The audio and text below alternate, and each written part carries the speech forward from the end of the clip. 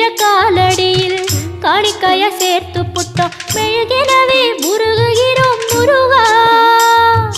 அழகை வர பார்ப்பதுவும் அழகா உப்பு காத்து ஊத காத்து சுற்றும் கடலு கரைய பார்த்து சத்தியமா கோயில் கொண்ட சுப்பையா